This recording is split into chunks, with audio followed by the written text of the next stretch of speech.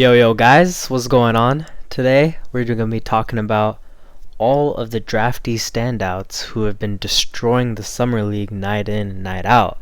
This draft is not your typical draft. Usually there's players who have question marks or that have, very subpar performances in the summer league. But this draft is nuts, man. The top end of the players have been great. The mid lottery picks have been great. Even the back end of the lottery picks have been great. The latter half of the first round have been freaking awesome. Talking about Josh Christopher, Cam Thomas, Isaiah Jackson flashed a little bit. There's so many good players, and then there's some in the second round who are looking like potential steals.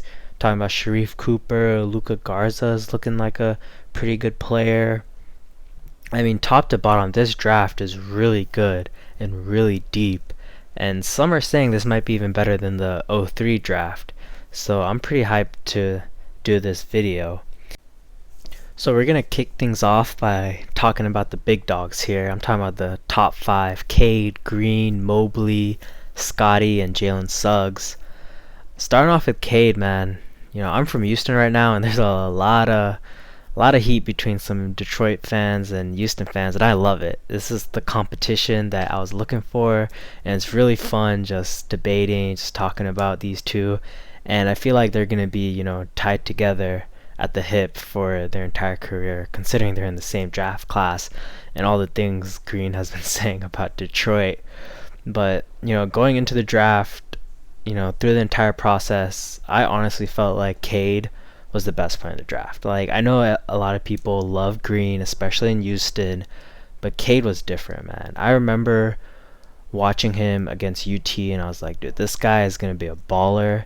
And then in the Big 12 tournament against Baylor, who I'm sure all y'all know, their defense, especially led by Davion Mitchell, who's balling right now, and Jared Butler, they're crazy on-ball defenders, and Cade gave them buckets. Like, no one talks about that game, but that game was that game was played at such a high level, and Cade just took that game over and beat him in the Big 12 tournament. Unfortunately, their run in the March Madness tournament came short, but like, that game was huge, and at that point I knew Cade was going to be a stud in the NBA and pretty much secured like the number one spot, because that was a big game for him. But enough of that. Let's talk about what he did in the summer league. In the summer league, I was actually very surprised. My biggest concern with Cade was how unathletic he was, kind of like a Luka, his off-ball shooting, and how it affect his off-ball shooting and defense. But his off-ball shooting is nuts. Maybe it's just a summer league thing, but these rookies are going crazy. And Cade off the ball arguably was better than on the ball. He was taking smart shots. He was getting great looks from all of his teammates, especially Killian Hayes, and he was making them at a very high percentage. The other thing was his defense. His defense was better than I actually thought. He uses his length really well. He has great lateral movement. I mean, Green is one of the most explosive players just in the NBA in general, right? And Cade was sticking to his hip very well in their matchups, and I was like super impressed with his defense. And then his off-ball defense is great. His shot blocking is phenomenal. I mean, if you're 6'8", you better be a good shot blocker. And so all the talk about his lack of athleticism and lack of explosiveness, I mean, he's performing. And fair enough, it is the summer league and he's going against like lesser athletes, but at the same time, like, we didn't expect his defense to be this good and refined. And I kind of mentioned Killian Hayes, and they have a very interesting dynamic there, where Killian Hayes sometimes runs point and Cade runs point. But man, Cade is just so good with the ball, because I feel like he's just a better point guard than Killian Hayes. And I think at some point Detroit's going to have a decision on their hands. Do they give the keys to Cade, or do they give the keys to both of them? Or like, what's the kind of dynamic are they going to try to run with? And I'll be very intrigued to see what they do. But that being said, Cade did have some concerns, just turnovers and just missing some shots. But I mean, that was just like, rookie stuff that you expect from a rookie. But other than that, dude was phenomenal, and he definitely backed up being the number one pick. So moving on to Jalen Green, I did a full video on him, like what I liked about him, what I didn't like, and I'll have that at the end of this video with the link, or you can just go on my channel and check it out. But I love Jalen Green. I honestly think he has the potential to be the best scorer in this draft and one of the best scorers in this league. I mean, Skip the other day was saying that it wouldn't be like, no, it wouldn't surprise anyone if he won the scoring title a couple of times in his career. That's how good he is. And the reason a lot of people are saying this is his game is just so ahead of his age right now. He has a clean step back three. His off ball movement and mechanics are really, really good for a rookie. For someone who one of his big concerns were shooting consistency, his mechanics are really, really clean and consistent. There's not really a time where he's thrown off and his mechanics falter, right? Even in some of the tight shots that he was taking, his mechanics were pure, and he's just a gifted shooter, and I'm gonna love to see what he can do next to like KPJ and John Wall. As for his defense, that was one of his big concerns, and I still think it's a really big concern, but that's more on the side of lack of feel for defense and more so lack of size for defense. He really needs to put on weight. I don't think he's going to be able to put on a lot of weight because his frame is not that big. But other than that, man, he really took the league by storm. And I think the difference between the number one pick and the rest of the crowd was smaller than what a lot of people were thinking. And Jalen Green spearheaded that entire movement. And we'll get to the rest of the other three guys, but Jalen Green impressed me a lot. While Jalen Green has the potential to be the best scorer in this draft, I think, and this might be a bold take, but I feel like the potential to be the best overall player in this draft, both offense and defense, is Evan Mobley. Evan Mobley is a fucking beast, man, and he has the potential to, destroy this league and start a revolution for big mans. And I'm super excited to see how he plays, especially against perennial players like Joel Embiid, Nikola Jokic, even Giannis, right? But going into the draft, some of his biggest concerns were size, not in the speaking of height, but more so weight and width. Dude is very lanky. He doesn't have a lot of weight on him. He did get a little bit bigger. I did notice that.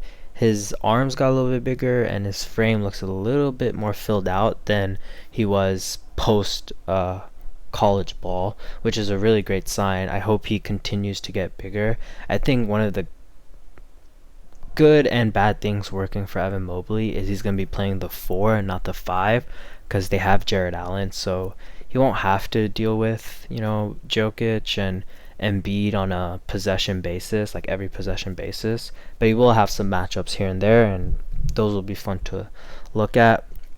But Evan Mobley, man, he's a unicorn for sure. I think it was not in his debut against the Rockets, but I'm blanking on the game, but he tossed 6 assists, and each pass, don't get me, he's not a creative passer like Sengun, but if the pass is there, he'll make a nice bounce pass, he'll make a fundamental pass, and it'll lead to an easy bucket.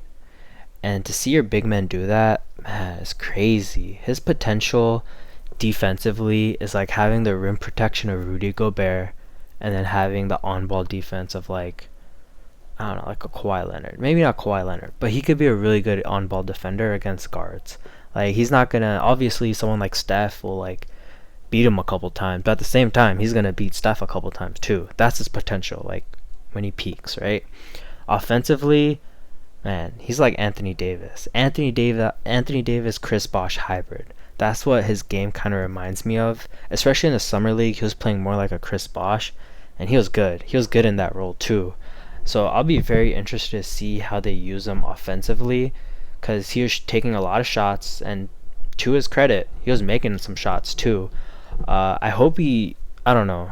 I think the 3 point range is something you have to develop, but I hope he works on his mid range first, because I feel like that's just a way more efficient shot for a big man, and then move to the 3 point line. Because even like if you know, like the only big man that's shooting like above like 35% total, I think is Karl Anthony Towns. So big man percentages from the 3 point line is kind of iffy, but if he develops that shot offensively, he'll be really good, and he can pass, so he's definitely a unicorn to look out for. Although Jalen Green will be an offensive superstar and Evan Mobley will probably be the best player in this draft, Scotty Barnes is a very interesting case and a very interesting pick too. A lot of people thought that they were going to get Jalen Suggs, but they instead took Scotty Barnes, and so far they're looking like geniuses right now. Scotty Barnes is a menace on the defensive end. Like, simply put, honestly, he really reminds me of a young Kawhi, and I don't know if y'all watched this guy last year, but Patrick Williams of the Chicago Bulls, their games are very similar. Honestly, I project a very similar stat line to what Patrick Williams did last year, except maybe a higher usage rate, which will lead to better stats overall. But Scotty Barnes is looking like a really good decision for the Raptors. And what pumps me up the most about his game is his offensive versatility. To me, it feels like, I know his shot is a work in progress. I know his 3 point shot is still questionable, and some of his shooting is also questionable. But his offensive game seems very well rounded. He can pass, he can play make, he can take players off the dribble, and what I love most about him is he uses the triple threat really well, which is where in catch and shoot situations you have the option to either shoot, drive left, or drive right. In the triple threat, he was using the drive right and the shoot a lot. I wish he would go left a bit more, but every time he went left, he just kind of drifted into a shot, which I don't know. I think he does need to develop a better left hand, but honestly, from what I expected from him, his offensive game was much better. He was basically putting on a flurry of moves. The one game I watched fully, well, I watched 2 games of him fully, was the first against the Rockets, and the thing that like flashed the most to me was his defense. His on-ball defense was elite, his off-ball defense, and his help defense. All 3 of those factors on defense, he was just killing it. And I literally watched him only on defense because the Rockets were so bad on offense, and he was in the right position all the time. I don't know what is with this guy, but he has a very high defensive IQ, and he understands the game really, really well. Offensively, though, in the Rockets game, he was trash. He was just not good. But in the next game against the Hornets, boy, did this guy take over. This guy was nuts. He was hitting threes. He was, doing spin moves into a fadeaway, which took me by surprise. I was like, oh my, oh my, oh my. And then he was hitting crossovers, hitting layups with his right hand, layups with his left hand a couple times. It was really nice to see. And then he was still doing the same things he was doing on the defensive end. So his potential is crazy. He really reminds me of Kawhi Leonard. I mean, he's 6'9" with a 7'3" wingspan. You can see why the Raptors really wanted him. And a lot of people were surprised by this pick. I was too. But his potential is not surprising, and he's definitely someone. Pair him up with OG Anunoby, and they might have one of the best young defending, like 3-4, along with like Tatum and Brown. So I'll be very interested to see how he fits in his rookie year. But my man Jalen Suggs, this guy, I think, is the best leader in this draft. And it's very hard to gauge, leadership and, how it affects the team, because it's both on the court and off the court. But I love Jalen Suggs as one of the first cornerstones for the Magic. I say first cornerstones, I know they already have like really good young players, but out of all these players, the only player I can like imagine on a championship level team is Jalen Suggs. And the reason for that is what he does on both ends of the floor. Man on offense is really good. I mean, I think one of his knocks was his shooting, especially adjusting to the NBA range. But my man was hitting like 30 footers. He was lights out, especially in the fourth quarter, which I'll get into as well. But he was shooting really well. Both his three-point shot was falling and his pull-up mid-range game, which is essential for an on-ball point guard. On top of that, his defense was really good. Man, his defense combined with his athleticism and his IQ really stood out to me. I mean, a lot of people compared him to Drew Holiday, like as a total player and package. I honestly think he can be like a better version of Drew Holiday, both defensively and offensively. I think he has the skill set and the potential to do that. And the reason I say that, he just flashes. I was watching his debut against the Warriors, and there were just plays in the fourth quarter where I was like, damn, who is that? He'll literally flash across your screen and like go for the ball. There's a particular play, I think someone on the Warriors missed a jump shot and it just went off the Magic player's hands and about to go out of bounds. I'm like, okay, that ball is gone. It's out of bounds, it's gonna be the Warriors ball. But then I just see Jalen Suggs flash across my screen, and he literally gets that ball, puts it back into play. Unfortunately, the Warriors guy got it and got an easy layup, but the effort from one of your best players, that was ridiculous. That was such a great play. And then on the following defensive play, it was like a 2-on-1 fast break, and usually that's an easy bucket. Like honestly, in the NBA, that's gonna be a bucket, right? But this guy was tenacious. He swiped at the ball carrier. The ball carrier kind of panicked. He went for a shot, but then he went with a pass, and Jalen saw he just stayed home, and the second guy went for a layup, and he just got his ass blocked. Period. Like, and then after he blocked him, he retained the possession, and then he passed it out. Like, that play was just one of those plays that when it happens in the finals, like, you'll remember it forever. And it was crazy to see it happen in the fourth quarter. It was a late game situation, literally saved the Magic from losing that game. And then in OT, he completely took over. I noticed I don't know if there's a lack of chemistry, but there's something going on between him and Cole Anthony, because Cole Anthony wanted the ball in his hands, but so did Jalen Suggs. And Suggs had it going. He was hitting threes, he was hitting layups, he was, putbacks, whatever. He got it going. And on top of that, he has a pretty good passing ability. He showed that, especially in the pick and roll. He would drive, and then when a help defender would come, instant kick, instant three, splash. And that was it. He's just a really good, refined player, and his clutch ability is there. I know he is clutch. And the fourth quarter is when he turns up, and I love that about him.